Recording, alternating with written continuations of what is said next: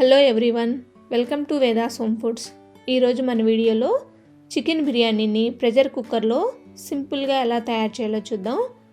ఈ బిర్యానీని ప్రిపేర్ చేయడం చాలా సింపుల్ అండి.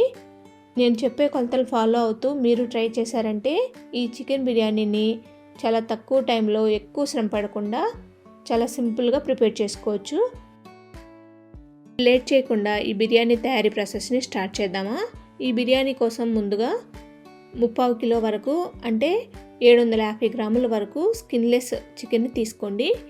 ఈ చికెన్ని 2-3 సార్లు శుభ్రంగా వాష్ చేసుకొని తీసుకోండి. తర్వాత ఈ చికెన్ మనం మ్యారినేట్ చేసి తీసుకుందాం.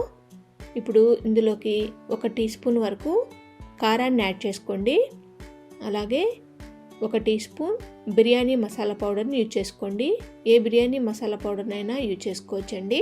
తర్వాత ఇందులోకి 1 టీ స్పూన్ వరకు సాల్ట్, అలాగే 1/2 టీ స్పూన్ పసుపు, 2 టీ స్పూన్ల వరకు ఫ్రెష్గా దంచిన అల్లం వెల్లుల్లి పేస్ట్ని యాడ్ చేసుకోండి.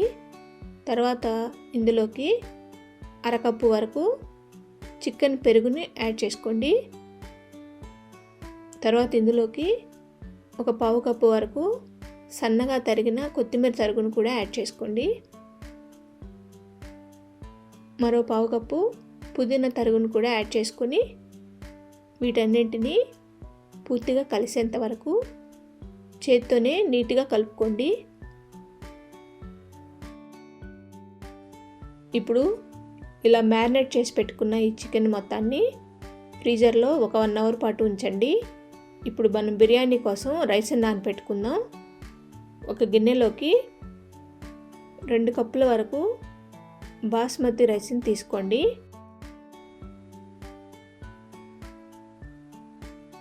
ఇప్పుడు ఈ రైస్లోకి వాటర్ని యాడ్ చేసుకొని 2 సార్లు నీట్గా వాష్ చేసుకొని ఈ వాటర్ మొత్తాన్ని వంచేయండి.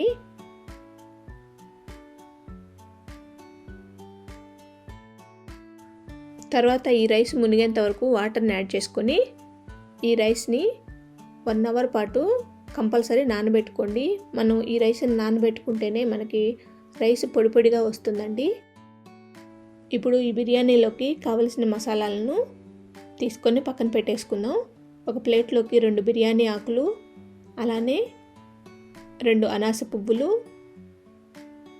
2 జావిత్రి చిన్న చిన్న రెమ్మలు తీసుకోండి.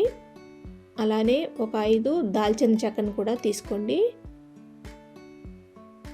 తర్వాత ఒక 5 యాలకులను కూడా తీసుకోండి.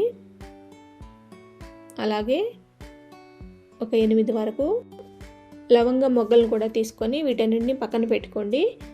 ఇప్పుడు సన్నగా తరిగిన ఉల్లిపాయ ముక్కల్ని 1 కప్పు వరకు తీసుకోండి. తర్వాత ఒక 1/2 కప్పు టమోటా ముక్కలు, 1 పచ్చిమిర్చి, 1 టేబుల్ స్పూన్ నిమ్మరసాన్ని తీసుకొని పక్కన పెట్టేసుకోండి.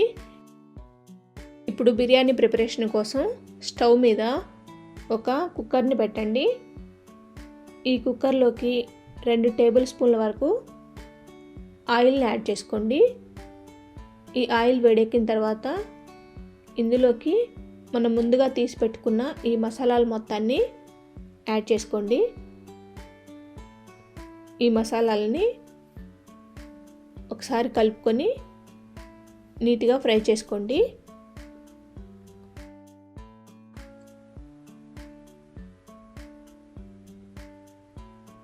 ఈ మసాలాలన్నీ ఫ్రై అయిన తర్వాత ఇందులోకి ఆనియన్ పీసెస్ మొత్తాన్ని యాడ్ చేసుకోండి. తర్వాత పచ్చిమిరపకాయలను కూడా యాడ్ చేసుకోండి. వీటన్నిటిని ఒకసారి కలుపుకొని ఆనియన్ మొత్తం గోల్డెన్ బ్రౌన్ కలర్ వచ్చేంత వరకు వీటన్నిటిని నీట్గా ఫ్రై చేసుకోండి. చూడండి, మనకి ఈ ఆనియన్ పూర్తిగా ఫ్రై అయింది కదా. ఇప్పుడు ఇందులోకి సన్నగా తరిగిన టమోటా ముక్కలను కూడా యాడ్ చేసుకోండి. తర్వాత కొంచెం కరివేపాకును కూడా యాడ్ చేసుకొని వీటన్నింటిని ఒకసారి కలుపుకొని ఈ టమోటా మొత్తం మెత్తపడేంత వరకు బాగా ఉడికించుకోండి. చూడండి, ఈ టమోటా పూర్తిగా మెత్తబడింది కదా. ఇప్పుడు ఇందులోకి మనం మ్యారినేట్ చేసి ఉంచుకున్న చికెన్ మొత్తాన్ని యాడ్ చేసుకుందాం.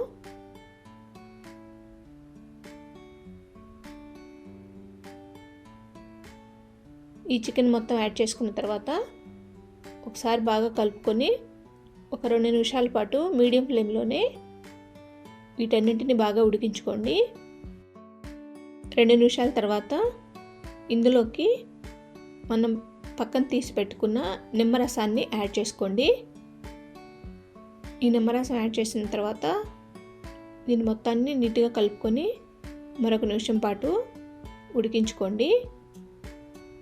1 నిమిషం తర్వాత ఈ కుక్కర్కి మూత పెట్టేసి మీడియం ఫ్లేమ్లోనే 3 నుండి 4 విజిల్స్ వచ్చేంత వరకు ఈ చికెన్ని బాగా ఉడికించుకోండి. 3 విజిల్స్ తర్వాత స్టవ్ ఆఫ్ చేసి కుక్కర్ నుండి ప్రెషర్ మొత్తం రిలీజ్ అయిపోయిన తర్వాత మూతను ఓపెన్ చేసుకోండి. చూడండి, మనకి ఈ చికెన్ మొత్తం నీట్గా ఉడికింది. ఇప్పుడు మనం ఈ చికెన్లోకి రైస్ని యాడ్ చేసుకుందాం. మనం నానబెట్టుకున్న రైస్లోంచి వాటర్ మొత్తం వంచేసి ఓన్లీ రైస్ మొత్తాన్ని ఈ చికెన్లోకి యాడ్ చేసుకోండి. ఈ రైస్ మొత్తం యాడ్ చేసిన తర్వాత ఒకసారి బాగా కలుపుకోండి.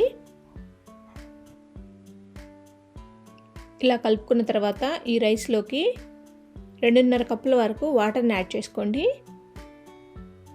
మనం 2 కప్పుల వరకు రైస్ని తీసుకున్నాం కదండి. ఈ 2 కప్పుల రైస్కి యాక్చువల్గా 3 కప్పుల వరకు వాటర్ని యాడ్ చేయాలండి. కానీ ఉడికించిన చికెన్లో ఒక 1/2 కప్పు వరకు వాటర్ ఉన్నాయి. అందుకని నేను 2.5 కప్పుల వరకు వాటర్ని యాడ్ చేశాను.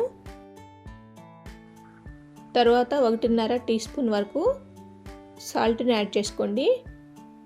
ఈ సాల్ట్ మొత్తాన్ని ఈ వాటర్లో కలిసేంత వరకు ఒకసారి బాగా కలుపుకోండి.